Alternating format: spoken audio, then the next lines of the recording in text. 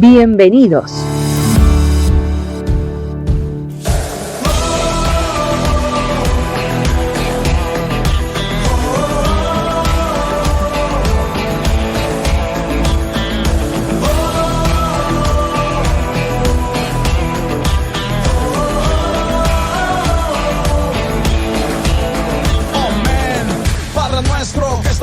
Cielos, santificado sea tu nombre, que venga tu reino, es nuestro anhelo y se haga tu voluntad. Seguimos adelante, este viaje nos conecta, nos inspira y nos recuerda que siempre hay algo bueno por descubrir. Bienvenidos nuevamente a Impacto 3.0, un programa que como siempre llega directo al corazón. Vamos a sumergirnos en las historias que transforman, testimonios que emocionan y miradas que nos invitan a reflexionar. Porque Impacto 3.0 no solo informa gente, acompaña, abraza y despierta. Prepárate para seguir viviendo este espacio donde cada palabra importa, cada experiencia nos une y cada mensaje tiene el poder de impactarnos. Vamos, Impacto 3.0 ya comenzó.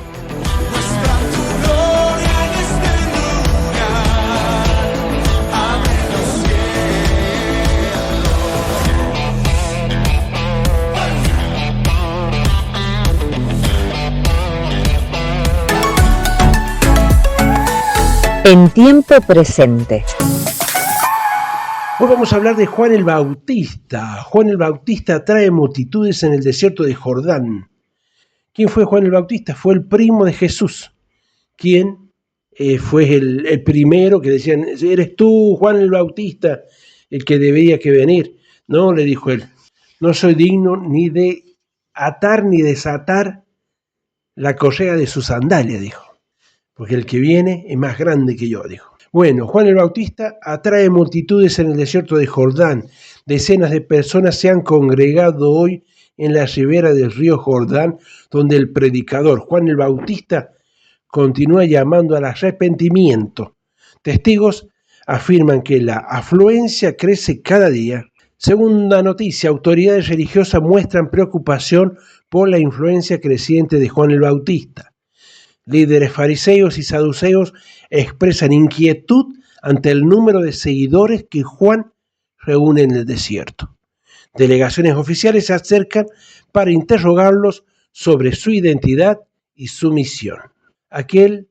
La voz que clama en el desierto. Juan el Bautista denuncia públicamente la corrupción y exige reformas morales. Durante un encendido discurso, Juan el Bautista criticó abiertamente a figuras del poder político y del poder religioso. Sus declaraciones generan aplausos entre sus seguidores y malestar en las autoridades. Campesinos y soldados buscan consejo espiritual en el Bautista. Personas de diversos oficios llegan hoy al río Jordán para preguntar a Juan qué deben hacer para vivir de manera justa. El predicador ofrece respuestas directas que resuenan entre los presentes. Juan declara que alguien más poderoso está por aparecer. En una intervención pública, Juan anuncia que su labor es preparar el camino para un líder espiritual superior. Sus palabras despiertan expectativas en la región.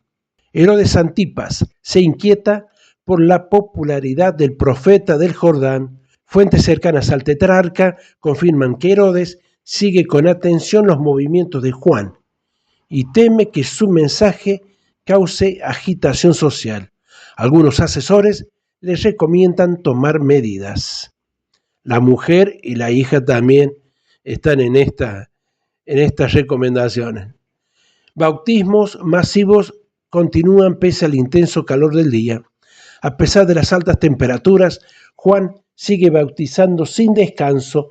Los fieles esperan largas horas para sumergirse en las aguas del Jordán, convencidos de que marca un nuevo comienzo espiritual. Seguimos con más noticias. Reportan la llegada de un galileo llamado Jesús al lugar del Bautista. Testimonios afirman que un hombre de Galilea llega hoy al Jordán para ser bautizado por Juan.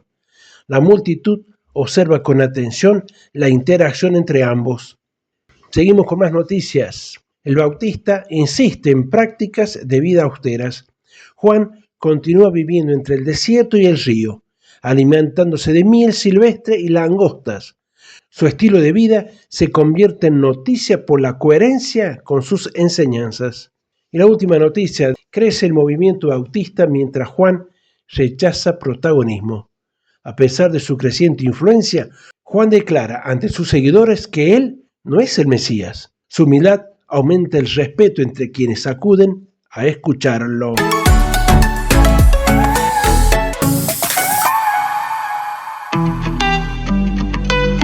¿Cuánto sabes? Vamos a hablar hoy de Pedro, uno de los apóstoles Pedro. ¿Cuál es el nombre original del apóstol Pedro? ¿Marcos, Simón o Andrés? Tic-toc, tic-toc. Bueno, entonces, gente, ¿cuál es el nombre original del apóstol Pedro? ¿Marcos, Simón o Andrés? Muy bien, Simón. Jesucristo, cuando lo recibe para que sea su apóstol, le dice que va a ser pescador de hombres. ¿Qué oficio tenía Pedro antes de seguir a Jesús? ¿Era carpintero, pastor o pescador? Yo recién algo dije, ¿no? Pero eso no quiere decir que...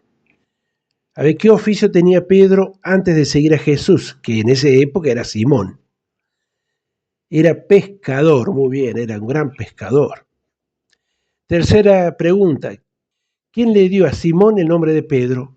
¿Juan el Bautista, Jesús o Pablo? Yo siempre los trato de ayudar. Ustedes préstenme atención cuando hago las preguntas, que yo cuando le agrego algo o algún conocimiento o algo de la vida del personaje que estamos hablando, en este caso, ya lo dije esto. ¿Quién le dio a Simón el nombre de Pedro? Muy bien, Juan el Bautista, Jesús o Pablo. Jesús. Jesús, cuando lo recibe, le dice, tú no te llamarás más Simón, sino Pedro.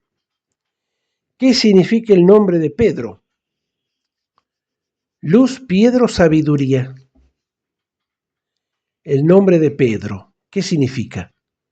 Luz, piedra o sabiduría.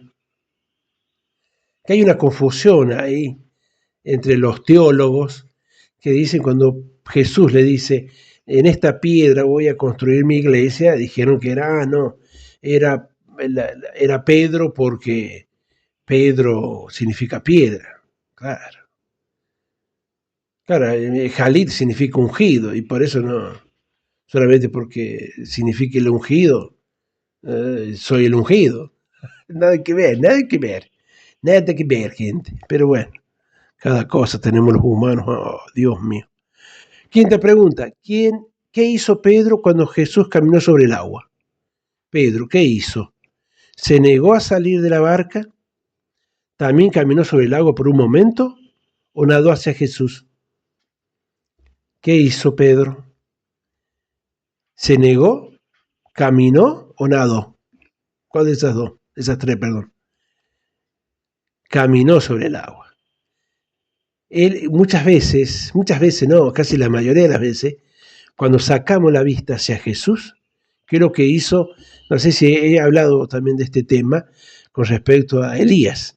Elías, cuando mata a los profetas de Balaam, cuando mata a los profetas de Balaam, él quita la mirada hacia Dios. Eso es lo que hace Elías.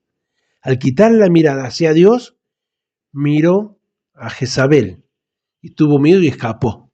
¿Se acuerda que después se esconde en una cueva y Dios lo tiene que ir a buscar? Él se escapa. Nosotros dejamos de ver a Dios o a Jesucristo, nos desviamos. Siempre pasa eso. Y en este caso Pedro caminó por las aguas por un momento. Caminó, pero bueno, por lo menos se animó. Eso es, ir siempre. Anímense a seguir a Cristo, como hizo Pedro. Métanse en el agua, che. Sexta pregunta, ¿cuántas veces negó Pedro a Jesús antes del canto del gallo? Que también otra cosa del gallo. Que el gallo no, era un gallo de verdad, que no, al contrario, era un gallo, era tal hora del día.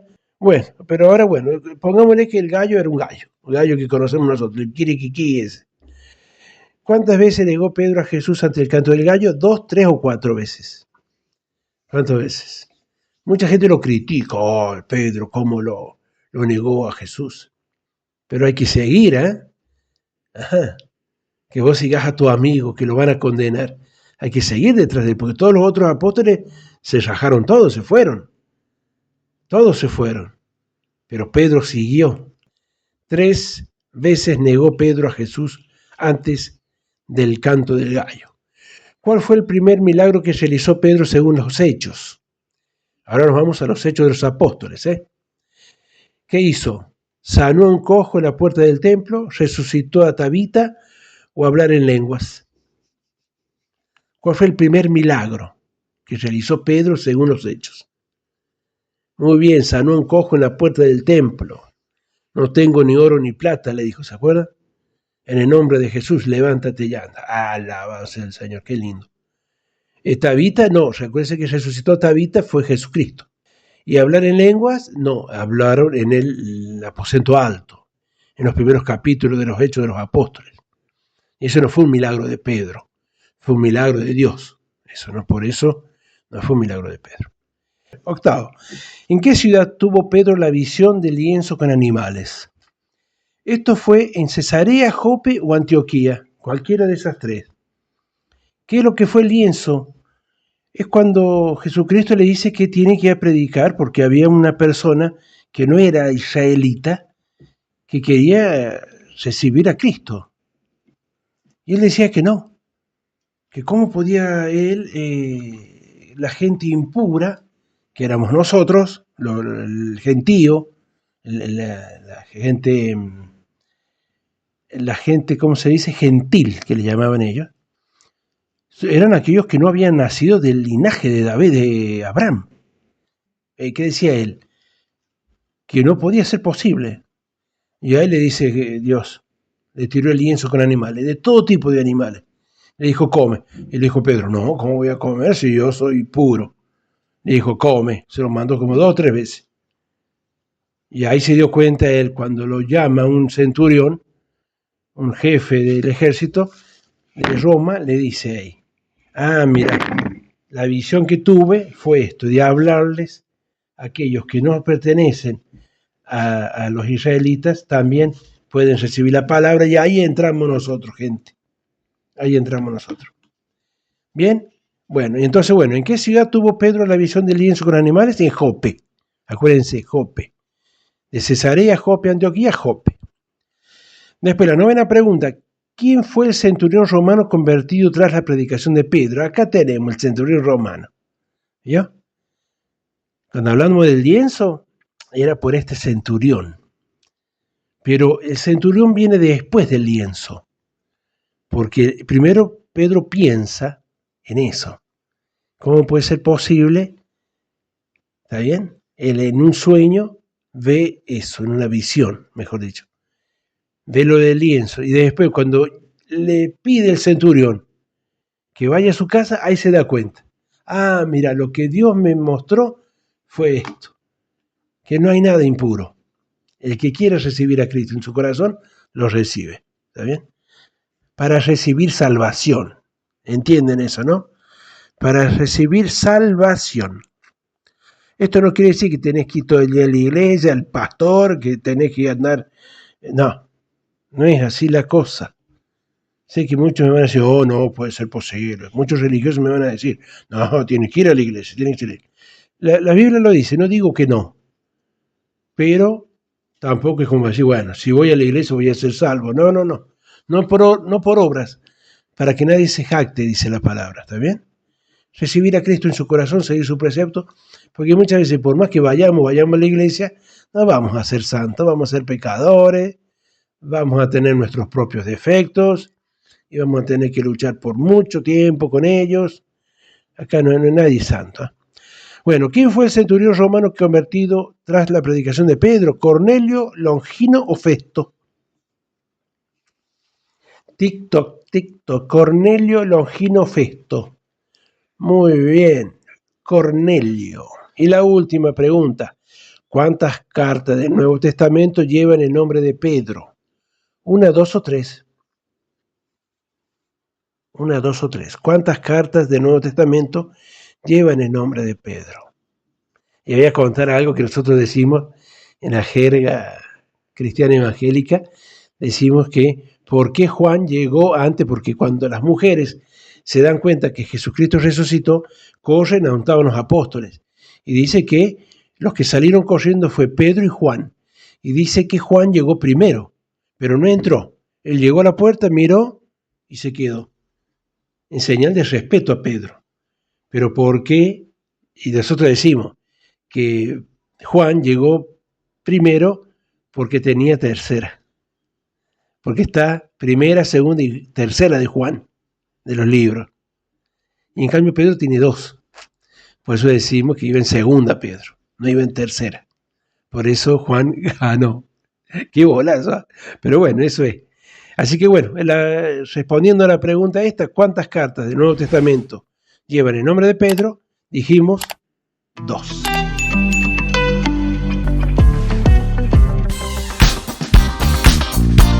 Buzón del oyente. Hoy voy a contar una historia hermosa. El milagro en el Boulevard Jorge Newbery. Y es una historia que viví yo. Y empieza así esta historia. Yo la preparé para relatarla bien ahora en el programa. El sol ya se escondía en el horizonte, tiñendo el cielo de la púrpura profunda. Khalid e Iris conducían por la ruta solitaria. Era un trayecto tranquilo hasta que de repente a lo lejos vieron algo en medio de la calle. Khalid redujo la velocidad y a medida que se acercaban, ambos notaron con horror que se trataba de un perro. Estaba inmóvil.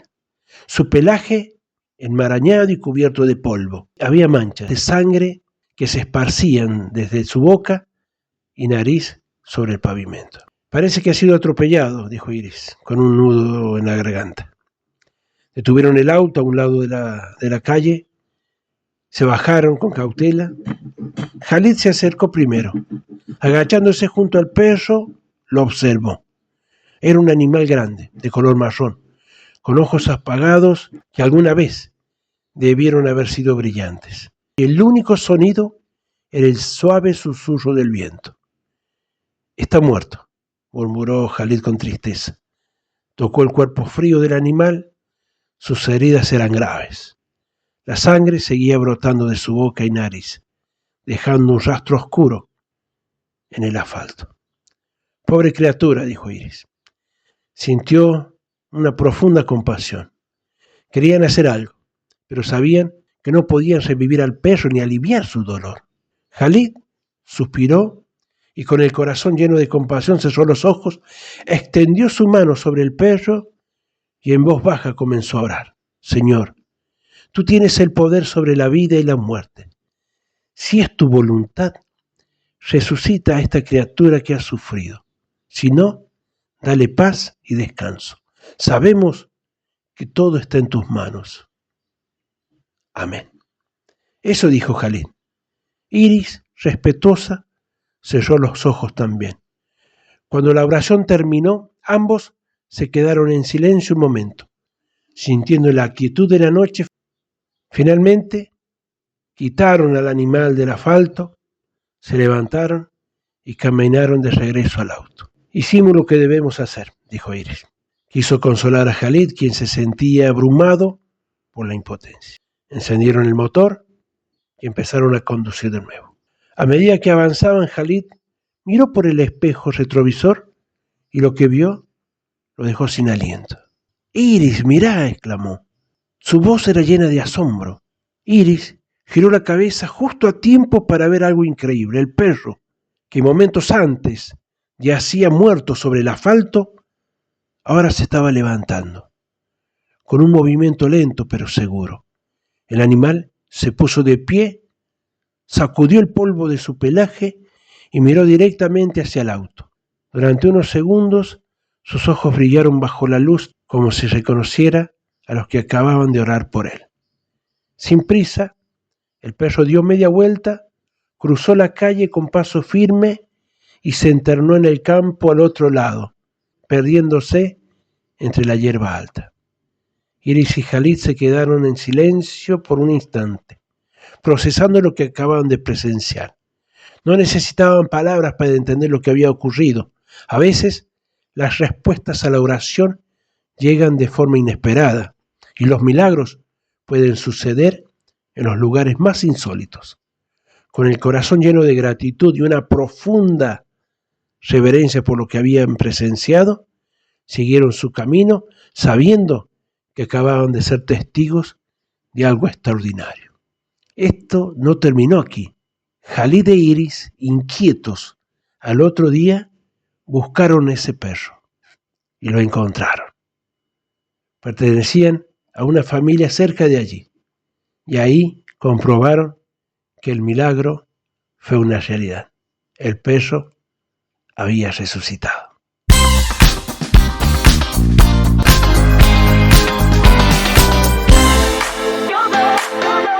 La noticia mejor. A veces la vida nos pesa, otras veces nos sorprende, pero en cada situación hay una verdad constante. Dios nunca ha dejado de buscarte. Él conoce lo que nadie ve, entiende lo que nadie escucha y permanece cuando todos se van. No importa cómo te sientas hoy, ni cuán lejos creas estar. Dios no te pide perfección, solo un corazón dispuesto. Si en este momento anhelás paz, dirección, fuerza o simplemente sentirte acompañado, hace un alto, abrí tu corazón y permití que Dios entre en tu vida. Una sola oración puede iniciar un camino nuevo, puede transformar tu vida. ¿Te animás? Anímate a recibir a Cristo en tu corazón. Yo voy a hacer una oración. Te pido que la repitas. Señor Jesús, hoy abro mi corazón y me acerco a vos tal como soy. Reconozco que te necesito y que solo en tu presencia puedo encontrar paz y vida nueva. Perdona mis pecados, perdona mis errores, limpia mi corazón y renueva mi espíritu. Te entrego mis cargas, mis miedos y mis sueños. Y te pido que seas el centro de mi vida. Escribe mi nombre y me arrepiento de todos mis pecados. Guíame, fortaléceme y lléname con tu amor. Hoy decido confiar en vos y caminar a tu lado. Jesucristo, sé el Señor de mi vida. Amén. Si has hecho esta oración, ya Cristo está en tu vida. Confía y no te olvides nunca. Dios te ama. Poderoso, invencible, admirable, grande, fuerte, Dios, Rey de Reyes, asombroso, incomparable. En tiempos donde todo parece moverse rápido y las certezas se desvanecen, hay una verdad que permanece firme. Jesucristo sigue siendo la luz que no se apaga.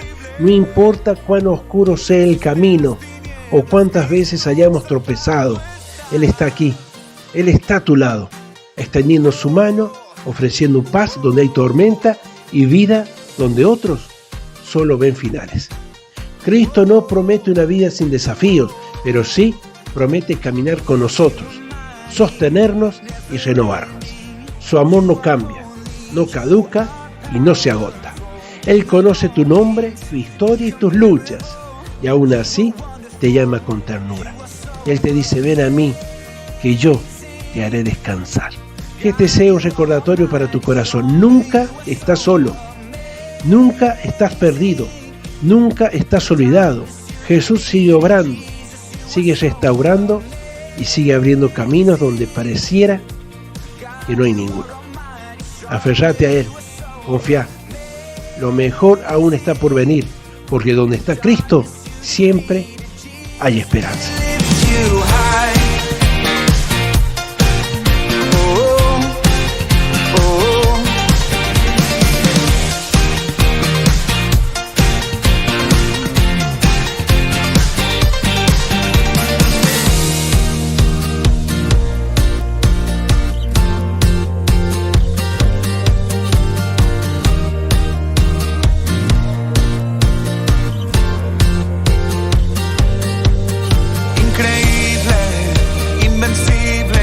Y bueno, amada gente, Impacto 3.0 marcó un nuevo punto de inflexión. En una edición cargada de ritmo, análisis y voces que incomodan, el programa volvió a demostrar por qué se convirtió en uno de los espacios más escuchados en la actualidad local. Lejos de conformarse, el ciclo redobla su apuesta y reafirma su identidad. Un periodismo de fe que llega donde otros no miran, que pregunta lo que muchos callan y que pone en agenda lo que realmente atraviesa a la comunidad, con un estilo que combina información precisa, investigación y participación ciudadana. Impacto 3.0 sigue consolidando su relación con Dios, directa también con su audiencia, que encuentra aquí un lugar para entender, debatir y cuestionar. Seguir pensando. Impacto 3.0 no se detiene, evoluciona, crece y vuelve a levantar la vara. Y cuando un programa logra eso, está claro que su impacto recién empieza. Gracias, gente. No te olvides nunca. Dios te ama. No fue ayer, no será mañana, es hoy el momento. Hoy nos encontramos, gente. Si Dios quiere, vamos unos días más y nos volvemos a encontrar.